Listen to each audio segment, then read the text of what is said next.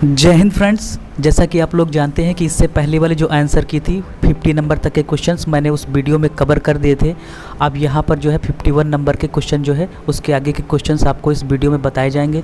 तो अगर आप चैनल पे नए हैं तो चैनल को सब्सक्राइब कर लीजिए, बेल आइकन को प्रेस कर लीजिए, जिससे कि ऐसे ही नॉलेजेबल वीडियोज आपको डेली बाय डेली देखने को मिलती रहें। तो यहाँ पे थोड़ा लेट इसलिए हो गया क्योंकि जो है वीडियो तो बहुत पहले ही बन कर रखा हुआ था, बट यहाँ पे थोड़ा टेक्निकल प्रॉब्लम की वजह से आपका वीडियो अपलोड होने में समस्या आ रही थी। तो यहाँ पे आप जो है आपका 51 नंबर का क्वेश्चन क्या कह रहा है कि neurons are how many types, मतलब न्यूरॉन कितनी तरह के होते हैं। तो there are 3 types of neurons. ठीक है, कौन कौन से? एक होता है सेंसरी न्यूरॉन्स होता है, एक मोटर न्यूरॉन्स होता है और एक इंटर न्यूरॉन्स होता है। अब चलते हैं अगले क्वेश्चन की तरफ। नेक्स्ट क्वेश्चन आपकी स्क्रीन पे फ्रेंड्स क्या कह रहा है कि which one is not a part of brain, यानी कि इनमें से कौन सा मस्तिष्क का भाग नहीं है, आपको बताना है यहाँ पे। तो देखो सेरेब्रम, सेरिबेलम और ब्रेन, यहाँ पे तो लिखा हुआ है ब्रेन स्टेम, तो ये तीनों क्या होंगे? मस्तिष्क के भाग होंगे। बट नेफ्रॉन क्या होगा? ये मस्तिष्क का भाग नहीं होता। तो यहाँ पे आपका राइट आंसर क्या हो जाएगा?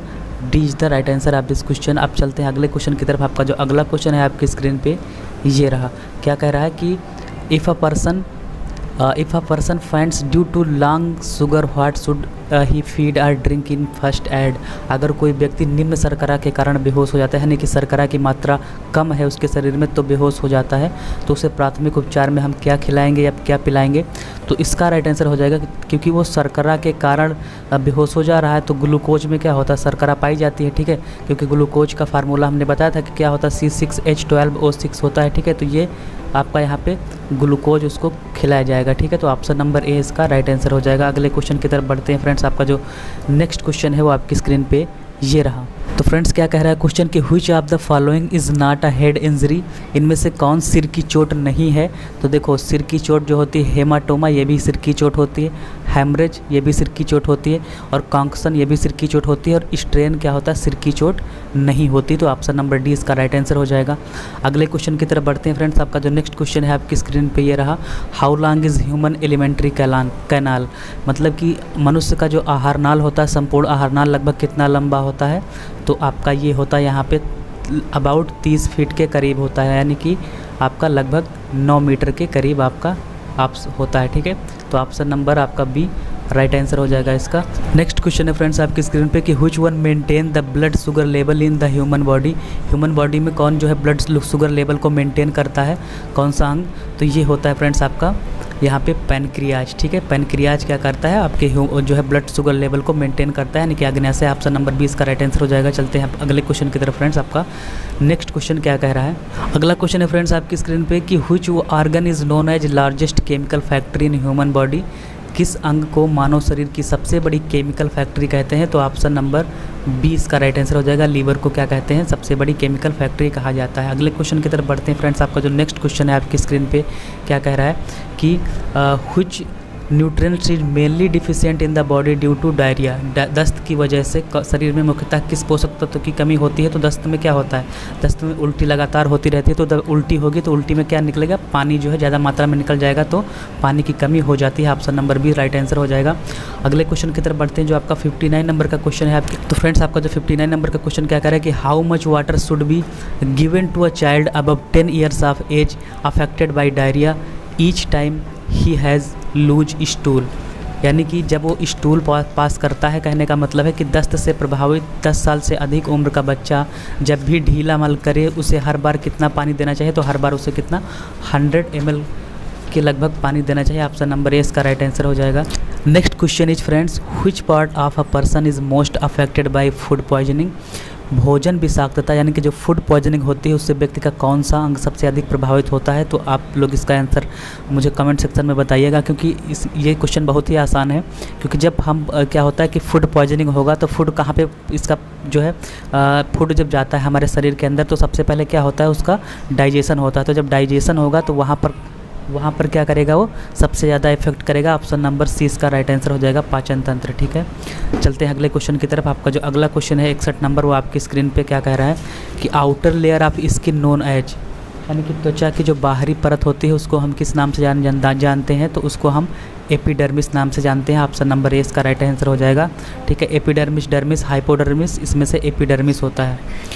अगला क्वेश्चन है फ्रेंड्स आपकी स्क्रीन पे कि what type of burn is burning from the ultraviolet rays of the सन।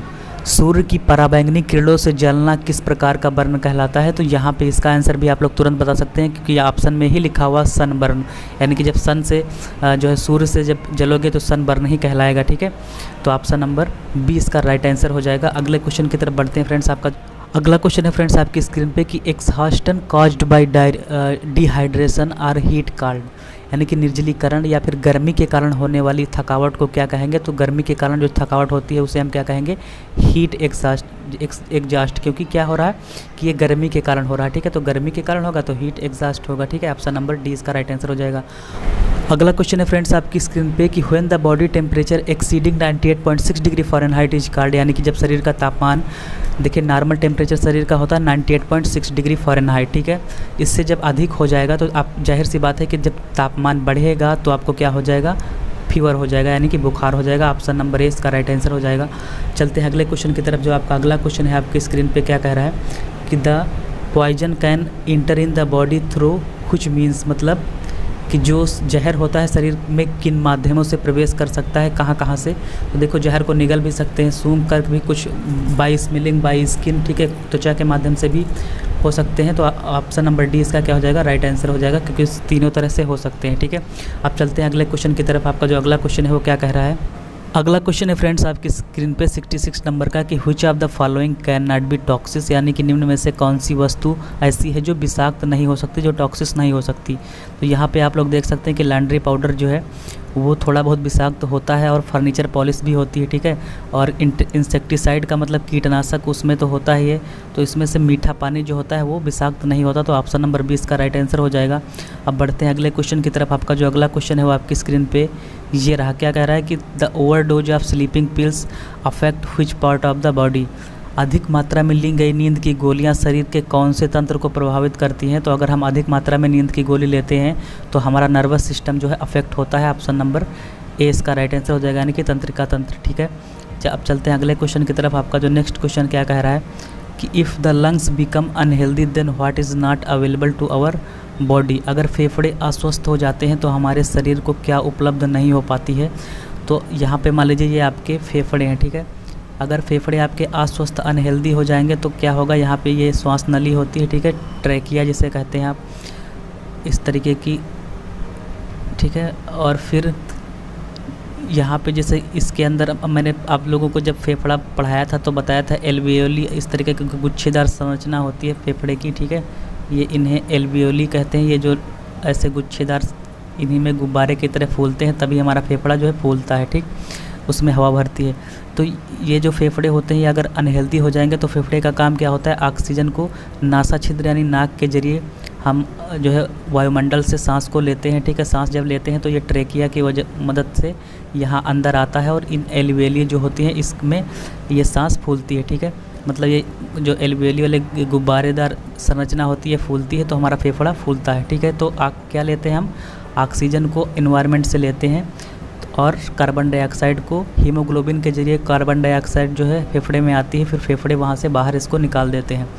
तो क्या आउट कर क्या करते हैं, कार्बन डाइऑक्साइड। ठीक है, तो यहाँ पे क्या कह रहा है कि क्या हम जो है उपलब्ध नहीं हो पाएगी, यानी कि शरीर के अंदर क्या नहीं मिल पाएगा। तो ऑक्सीजन जो है, जब हमारे फेफड़े अनहेल्दी होंगे तो ऑक्सीजन जो है अच्छे मात्रा में उपलब्ध नहीं हो पाएगी। तो ऑप्शन नंबर जो है सी इसका राइट आंसर हो जाएगा। बढ़ते हैं अगले क्वेश्चन की तरफ। अगला क्वेश्चन है फ्रेंड्स कि which of the following toxic substance can enter the body through the skin, यानी कि स्किन जो है निम्न में से कौन से विषैले पदार्थ ऐसे होते हैं जो त्वचा के माध्यम से शरीर में प्रवेश करते हैं। तो वो कौन से होते हैं फ्रेंड्स, आपके अल्कोहल बेवरेज, यानी कि मादक पदार्थ जो होते हैं वो त्वचा के माध्यम से प्रवेश कर सकते हैं। Option number A right answer होगा। अगले क्वेश्चन की तरफ। यहाँ पे जो अगला क्वेश्चन है क्या कह रहा है कि what should you wash your hands with after giving first aid to the affected person, यानी कि जो प्रभावित व्यक्ति को प्राथमिक सहायता देने के बाद अपने हाथ को किससे धोना चाहिए। तो साबुन से, हैंड वाश से, सैनिटाइजर से, या इनमें से जो उपलब्ध हो। तो देखो यहाँ पे क्या हो जाएगा, आपको धोना तो किससे चाहिए, यहाँ पे सबसे पहले हैंड वॉशिंग करना चाहिए, ठीक है। लेकिन अगर हैंड वॉशिंग आपके पास है नहीं तो आप क्या करेंगे, इनमें से जो उपलब्ध हो वो इससे हम कर सकते हैं। तो दोनों आंसर यहाँ पे सटीक बैठ रहे हैं, तो आपका बी या फिर डी सही हो सकता है। देखिए ऐसे इसमें कुछ क्वेश्चंस ऐसे हैं जो डाउट वाले क्वेश्चंस हैं, तो आप ये मत कहिएगा कि सर ने जो है गलत पढ़ाया है। तो यहाँ पे आपको थोड़ा बहुत जो डाउट होगा, अगर आपको क्वेश्चन गलत लगे तो आप कमेंट सेक्शन में जो है कमेंट करके बता सकते हैं, ठीक है। अगला क्वेश्चन है कि what to do if there is itching due to insect bites, यानी कि कीड़े के काटने पर यदि खुजली हो रही है तो हमें क्या करना चाहिए। तो हमें सबसे पहले क्या करना चाहिए, बेकिंग सोडा पेस्ट आपको लगाना चाहिए। ऑप्शन नंबर 20 का राइट आंसर हो जाएगा, ठीक है। मैं जल्दी जल्दी इसलिए पढ़ा रहा हूँ क्योंकि बहुत सारे क्वेश्चन आपको यहाँ पे कवर करने हैं। तो अब चलते हैं अगले क्वेश्चन की तरफ। अगला क्वेश्चन है फ्रेंड्स आपकी स्क्रीन पे कि due to snake bite the colour of the body occurs, यानी कि सर्पदंश से शरीर का रंग होने लगता है, तो शरीर का रंग कैसा होता है, नीला होता है। Option number B right answer हो जाएगा। अब चलते हैं अगले क्वेश्चन की तरफ। से 73 नंबर का क्वेश्चन है, वो क्या कह रहा है। अगला क्वेश्चन है फ्रेंड्स आपकी स्क्रीन पे कि which of the following first aid should be done in case of an animal bite, यानी कि जानवर के काटने पर निम्न में से कौन सी प्राथमिक चिकित्सा सबसे पहले करनी चाहिए। तो अगर जानवर आपके मान लीजिए जानवर ने काटा है तो सबसे पहले क्या करेंगे, जहाँ पे काटा होगा घाव को साबुन से अच्छी तरह से सबसे पहले धोएंगे। ऑप्शन नंबर 20 का राइट आंसर हो जाएगा। अब चलते हैं अगले क्वेश्चन की तरफ। आपका जो नेक्स्ट क्वेश्चन है वो क्या कह रहा है फ्रेंड्स आपकी स्क्रीन पे, how many sensory organs are there mainly in our body, हमारे शरीर में मुख्य रूप से कितने संवेदी अंग होते हैं। तो संवेदी अंग कौन होते हैं, आपके 5 होते हैं, ठीक है। कौन कौन से, आँख, कान, नाक, जीभ और त्वचा, ठीक है। ये सेंसरी ऑर्गन्स होते हैं जो सेंस करते हैं, मतलब जैसे कि आँख के द्वारा आप सेंस करके देखते हैं, ठीक है, और कान के द्वारा सुनते हैं, नाक के द्वारा आप सूंघते हैं। तो इसी प्रकार से ये सेंसरी ऑर्गन्स होते हैं, ये आपको पता होगा। अगला क्वेश्चन है फ्रेंड्स कि which is not a sensory organ, कौन संवेदी अंग नहीं है इसमें से। तो देखो हमने क्या बताया था, आँख, कान, नाक, जीभ, त्वचा होता है मगर गला नहीं होता, ठीक है। तो ऑप्शन नंबर डी इसका राइट आंसर हो जाएगा। अब चलते हैं अगले क्वेश्चन की तरफ। आपका जो 76 नंबर का क्वेश्चन है, what is the transparent part of the I card, आँख के पारदर्शी हिस्से को क्या कहते हैं। तो आँख के जो पारदर्शी हिस्सा होता है उसे हम कार्निया कहते हैं। देखिए कुछ इस प्रकार का आँख का चित्र होता है। यहाँ पे मैं बनाने की कोशिश कर रहा हूँ, आप लोग देखिएगा। इस प्रकार से आपका यहाँ पे कुछ चित्र होता है, ठीक है। और यहाँ पे आपका जो है ये चीज़ जो होता है ये रेटिना होता है, ठीक है, रेटिना होता है। और ये आपका कार्निया होता है, आगे का जो ये हिस्सा होता है कार्निया होता है। इसके अंतर्गत क्या भरा होता है, आपका द्रव भरा होता है। इसकी लेयर होती हैं, 2-3 लेयरें होती हैं, ठीक है। तो ये आप लोग इस प्रकार का चित्र होता है आपका कुछ। तो यहाँ पे option number A right answer हो जाएगा। अब चलते हैं अगले क्वेश्चन की तरफ।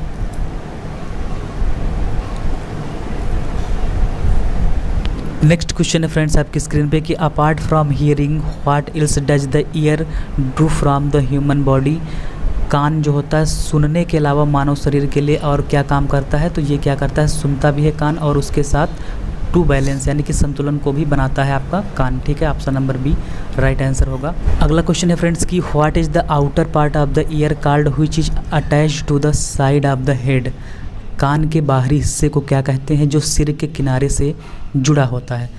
तो उसे हम कहते हैं फ्रेंड्स क्या, पिन्ना। ऑप्शन नंबर ए इसका राइट आंसर हो जाएगा। अगले क्वेश्चन की तरफ बढ़ते हैं। जो आपका नेक्स्ट क्वेश्चन है वो आपकी स्क्रीन पे कि in which part of the ear are the senses of hearing and balance, कान के हिस्से में सुनने और संतुलन की इंद्रियां कहाँ होती हैं। तो जाहिर सी बात है कान के अंदर ही होंगी, तो आंतरिक कान। Option number C right answer हो जाएगा। नेक्स्ट क्वेश्चन है फ्रेंड्स कि which is the largest organ of the human body, मानव शरीर का सबसे बड़ा अंग कौन सा होता है। तो मानव शरीर का जो सबसे बड़ा अंग होता है वो क्या होता है, आपका स्किन, ठीक है। यहाँ पे आप लोग कंफ्यूज हो गए होंगे क्योंकि लीवर भी ऑप्शन में दिया गया है। तो लीवर क्या होता है, ये सेकेंडरी ऑर्गन होता है, सेकेंडरी लार्जेस्ट ऑर्गन। फर्स्ट आपका स्किन जब ऑप्शन में है तो ऑप्शन नंबर 20 का राइट आंसर होगा। अगले क्वेश्चन की तरफ बढ़ते हैं। आपका जो नेक्स्ट क्वेश्चन है 82 नंबर का कि what objects can enter the skin and injure the skin, कैसी वस्तुएं त्वचा के अंदर प्रवेश कर सकती हैं और त्वचा को घाव दे सकती हैं। तो यहाँ पे देखो शीशा से भी घाव हो सकता है, ठीक है, कील से भी होता है, कांटा से भी होता है। तो ऑप्शन नंबर डी इसका क्या हो जाएगा, राइट आंसर हो जाएगा। चलते हैं अगले क्वेश्चन की तरफ। नेक्स्ट क्वेश्चन है फ्रेंड्स कि what are the causes of heat stroke and dehydration in children, बच्चों में हीट स्ट्रोक और निर्जलीकरण के क्या कारण होते हैं। तो अत्यधिक गर्मी के कारण क्या होता है, निर्जलीकरण यानी कि डिहाइड्रेशन, पानी की कमी हो जाती है, ठीक। ऑप्शन नंबर बी इसका राइट आंसर होगा। अगले क्वेश्चन की तरफ बढ़ते हैं। जो आपका नेक्स्ट क्वेश्चन है who is not included in the task force setup by the school for first aid, school के द्वारा प्राथमिक चिकित्सा के लिए बनाए गए टास्क फोर्स में किसे शामिल नहीं करना चाहिए? तो देखो, चिकित्सा केंद्र के डॉक्टर को तो अवश्य शामिल करना चाहिए, बैंक के मैनेजर और वरिष्ठ स्कूल के वरिष्ठ शिक्षक इनको भी, और कनिष्ठ शिक्षक यानी कि जो जूनियर टीचर होंगे, सीनियर, इनको रखना चाहिए, बट बैंक के मैनेजर का वहाँ कोई काम नहीं होता। तो ऑप्शन नंबर 20 का राइट आंसर हो जाएगा। ठीक है, अगले क्वेश्चन की तरफ बढ़ते हैं। जो फ्रेंड्स आपका अगला क्वेश्चन है वो क्या कह रहा है कि which factors are more responsible for road accident in India? Bharat में सड़क दुर्घटनाओं के लिए कौन से कारण ज़्यादा जिम्मेदार होते हैं? तो देखिए, मैकेनिकल रीजन्स और ह्यूमन दोनों होते हैं, क्योंकि यांत्रिक कारण आपका जैसे कि जो यंत्र होगा यानी कि जिससे आप चलते हैं, ठीक है, जो भी होगा आपका बाइक या फिर कार हो गया, तो उसमें गड़बड़ी अगर हो जाए, ठीक है, तो उससे भी आपके एक्सीडेंट हो सकता है। और मानवीय कारण, जैसे कि आप खुद ले जाकर गाड़ी फर्राटे मार के चला रहे हैं, तब भी आपको क्या होगा, वहाँ पे एक्सीडेंट होने के खतरे बन सकते हैं। तो ऑप्शन नंबर सी इसका राइट आंसर होगा। अगला क्वेश्चन है कि friends, in which age group the road traffic injuries are the leading causes of deaths? किस आयु वर्ग में सड़क यातायात की चोटें मृत्यु का प्रमुख कारण होती हैं? तो कौन सा आयु वर्ग है? देखिए, ज़्यादातर एक्सीडेंट जो होता है 15 से 29 आयु वर्ग का होता है, क्योंकि लोग यंग होते हैं और गाड़ी को अच्छे से, मतलब आप समझ सकते हैं किस तरह चलाते हैं। फिर अगला क्वेश्चन है 87 नंबर का कि who is responsible for managing disaster in India? Bharat में आपदाओं के प्रबंधन की जिम्मेदारी किसकी होती है? तो वो होती है आपकी केंद्र सरकार की, सेंट्रल गवर्नमेंट की। ठीक है, अगला क्वेश्चन है 88 नंबर का आपके स्क्रीन पे, who is the nodal ministry in the central government for the management of natural calamities? प्राकृतिक आपदाओं के प्रबंधन के लिए केंद्र सरकार में नोडल मंत्रालय कौन सा है? तो देखो, खेल मंत्रालय का काम खेल से रिलेटेड आपका जानकारी रखना, ठीक है, और आपका रक्षा मंत्रालय डिफेंस से रिलेटेड करेगा, और वित्त मंत्रालय फाइनेंस से रिलेटेड करेगा। तो गृह मंत्रालय ये है आपका नोडल मंत्रालय, ठीक है, किसके लिए? प्राकृतिक आपदाओं के लिए। Option number B right answer होगा। नेक्स्ट क्वेश्चन है फ्रेंड्स कि disaster arises due to earthquake are called? Earthquake का मतलब होता है भूकंप, ठीक है, तो वो आपदाएं जो भूकंप से उत्पन्न होती है उन्हें क्या कहते हैं? तो उन्हें हम कहते हैं आपका जियोफिजिक्स रिलेटेड डिजास्टर, यानी कि भूभौतिकीय संबंधित आपदाएं। ऑप्शन नंबर 20 का राइट आंसर हो जाएगा। अगला क्वेश्चन है फ्रेंड्स कि if a baby is unable to breathe after birth then what we should to do? अगर बच्चा जन्म होने पर सांस नहीं ले पा रहा है तो हमें क्या करना चाहिए? तो उसकी जो है छाती को रगड़ना चाहिए मेरे हिसाब से। ऑप्शन नंबर ए इसका राइट आंसर हो जाएगा। ठीक है, अगले क्वेश्चन की तरफ बढ़ते हैं। आपका जो 91 नंबर का क्वेश्चन है वो क्या कह रहा है कि at what age sex education is necessary? यौन शिक्षा किस उम्र में ज़रूरी होती है? तो देखो, ये सबसे ज़्यादा ज़रूरी होती है बाल्यावस्था में, क्योंकि अगर वहाँ पे आपको बाल्यावस्था में इसका ज्ञान हो गया ना तो आप गलत दिशा में भटकने से बच सकते हैं। ठीक है, तो ऑप्शन नंबर ए आपका राइट आंसर हो जाएगा। अगला क्वेश्चन है यहाँ पे 92 नंबर का कि what disease can prevented by proper sex education? सही यौन शिक्षा किन रोगों को रोकने में मदद करती है? तो ये किसको रोकने में मदद करती है? HIV संक्रमण संबंधित। HIV का मतलब होता है आपका यहाँ पे लिखा हुआ है HIV यानी कि ह्यूमन इम्यूनो डिफिशियंसी वायरस, जो ह्यूमन की इम्यून सिस्टम को डिफिशियंस कर देता है यानी कम कर देता है। ठीक है, option number A right answer हो जाएगा। अगले क्वेश्चन की तरफ। अगला क्वेश्चन है कि which organ filters blood in the human body? मानव शरीर में खून को कौन सा अंग फिल्टर करता है? तो फिल्टर करने का काम कौन करता है? यहाँ पे देखिए, खून को फिल्टर करने का बात कर रहा है, तो ऑप्शन नंबर ए सही होगा, फेफड़े। ठीक है, तो ऑप्शन नंबर ए इसका राइट आंसर हो जाएगा। अगले क्वेश्चन की तरफ बढ़ते हैं। नेक्स्ट क्वेश्चन है कि which organ makes urine by filtering waste and excess water from the blood? यानी कि कौन सा अंग रक्त से, खून से क्या करता है? अपशिष्ट और अतिरिक्त पानी को छानकर जो है यूरिन बनाता है। तो इसका राइट आंसर हो जाएगा आपका किडनी। ठीक है, किडनी ऐसा काम करता है। ऑप्शन नंबर सी इसका राइट आंसर हो जाएगा। अगले क्वेश्चन की तरफ बढ़ते हैं। आपका जो नेक्स्ट क्वेश्चन है वो क्या कह रहा है कि the process by which organism increase their numbers is called? मतलब जिस प्रक्रिया के द्वारा जीव अपनी संख्या में वृद्धि करते हैं उसे क्या कहते हैं? तो उसे हम कहेंगे रिप्रोडक्शन। रिप्रोडक्शन एक ऐसी प्रोसेस होती है जिससे जो जीव होते हैं, एक जीव अपने ही तरह के जो है और अधिक जीव बना सकता है। ठीक है, रिप्रोडक्शन के जरिए। तो ये हो गया। अब अगले क्वेश्चन की तरफ यहाँ पे जो अगला क्वेश्चन है कि which organ produce sperms and produce the male hormones testosterone? तो ये होता है आपका टेस्टिस यानी कि वृषण। ठीक है, अगले क्वेश्चन की तरफ बढ़ते हैं। आपका जो 97 नंबर क्वेश्चन है कि which of the following is not a part of male reproductive system? तो मेल रिप्रोडक्टिव सिस्टम में देखो आपका एपिडिडमिस होता है, ठीक है, और आपका स्पर्मेटिक कॉर्ड होता है, प्रोस्टेट होता है, बट ये फैलोपियन ट्यूब किसका होता है, फीमेल का होता है। तो ये आपका राइट आंसर हो जाएगा डी। ठीक है, अगले क्वेश्चन की तरफ बढ़ते हैं। आपका जो नेक्स्ट क्वेश्चन है वो क्या कह रहा है? अगला क्वेश्चन है फ्रेंड्स आपकी सिंपल कि what change occur in boys and girls during puberty. मतलब प्यूबरिटी ऐसी होती है यंग युवा एज, ठीक है, युवावस्था, जो कि आपके गर्ल्स में 10 to 12 से स्टार्ट होती है और लड़कों में 12 to 14 से स्टार्ट हो जाती है आपकी। ठीक है, तो ये व्हाट चेंज मतलब कौन से चेंज आते हैं जब प्यूबरिटी की एज होती है? तो देखो, शारीरिक, फिजिकल होगा, मेंटल और सोशल, यानी कि तीनों तरह से बदलाव आते हैं। शरीर में भी देखो कहीं कहीं पर जो है शरीर में बदलाव आएंगे, तो अंग सुडौल हो जाएंगे। ठीक है, मेंटल में भी जो आपके फीलिंग्स होंगी, इमोशंस होंगे, वो चेंज हो जाएंगे, और सोशल उनका व्यवहार जो होगा वो भी बदल जाएगा। ठीक है, तो ऑप्शन नंबर डी इसका राइट आंसर हो जाएगा। अगले क्वेश्चन की तरफ बढ़ते हैं। आपका जो 99 नंबर क्वेश्चन वो क्या कह रहा है? फ्रेंड्स आपका जो अगला क्वेश्चन है कि what is the average age of puberty in boys, यानी कि लड़कों में युवावस्था की औसत आयु क्या होती है? तो प्यूबरिटी की जो आयु होती है लड़कों में वो 12 से स्टार्ट होती है लगभग। तो ऑप्शन नंबर सी इसका राइट आंसर हो जाएगा। और आज के इस वीडियो में आपने सीखा कि आपके जो पेपर हुआ था फर्स्ट एड एंड हेल्थ का, उसकी आंसर की आप लोगों के सामने आपको दी गई है। अगर इससे रिलेटेड कोई भी प्रॉब्लम हो तो कमेंट सेक्शन में कमेंट करके पूछ सकते हैं, और मिलेंगे नेक्स्ट वीडियो में। तब तक के लिए जय हिंद, जय Bharat, take care, bye bye, love you.